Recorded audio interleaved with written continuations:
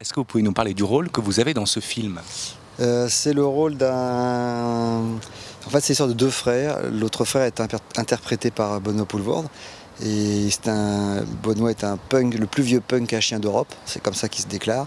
Et mon personnage est son frère qui, lui, fait des tentatives louables pour s'insérer dans la vie sociale. Et il est représentant en matelas dans une boutique de la zone commerciale de Bègle. Voilà.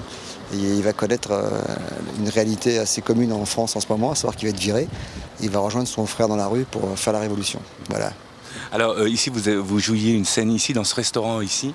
C'était quoi la scène en fait? Vous vouliez vendre quelque chose? Voilà, avant d'être viré, il essaye quand même de vendre des matelas.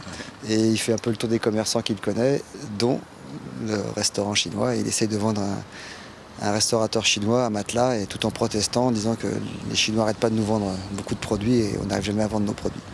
Alors on a une rencontre avec Benoît et Gustave. Comment ça s'est passé cette rencontre? Ça fait longtemps que vous vous connaissez. Ça fait 20 ans qu'on se connaît, donc en fait moi j'avais déjà fait ce qu'on appelle des caméos dans des films précédents, Louise Michel et puis Altra.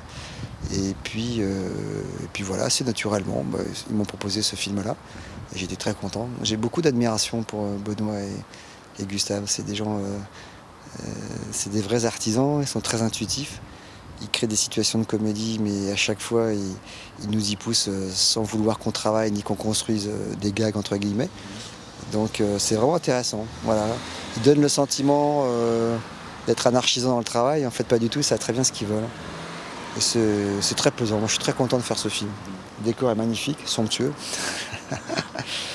Mais non, mais c'est très... Et puis la présence de Benoît est très, très énergisante. Ils cherchent le moment, ils cherchent la touche exacte. Et ils découpent très peu, hein. Ils font une prise et puis après ils mettent un axe et ça suffit.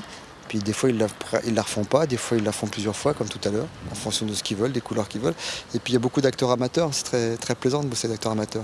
On est forcé de plus se concentrer, plus à l'écoute, d'improviser souvent. Voilà, c'est un propos très, comment dire, d'actualité et très enraciné dans les valeurs d'aujourd'hui, mais il le traite avec beaucoup de distance et d'humour. Vous arrivez d'Angoulême, vous tournez à Bordeaux. Alors d'abord Bordeaux, vous connaissiez un petit peu, vous connaissiez Saint-Émilion. J'ai découvert Saint-Émilion il y a une semaine, effectivement. Et puis j'ai grandi un petit peu du côté de Royan, qui n'est pas très loin. Et voilà, et puis j'ai été souvent pour enregistrer des musiques de Berny avec Noir Désir, et Enfermé dehors aussi. Donc je connais bien la région, les Landes. Voilà, c'est une région où il fait bon vivre et boire, etc. etc. Ah, vous avez commencé comment à faire du théâtre? Comme tout le monde, en prenant des cours. J'ai fini par être accepté, je me demande encore comment, dans une école qui était l'école de Chaillot, chez Antoine Vitesse. Et j'y ai passé 2 ans, et puis après j'ai fait des petits sketchs de mon cru. Ces sketchs m'ont fait connaître, puis après j'ai fait Berny, puis voilà. Merci beaucoup, ça m'a fait plaisir en tout cas. Au revoir.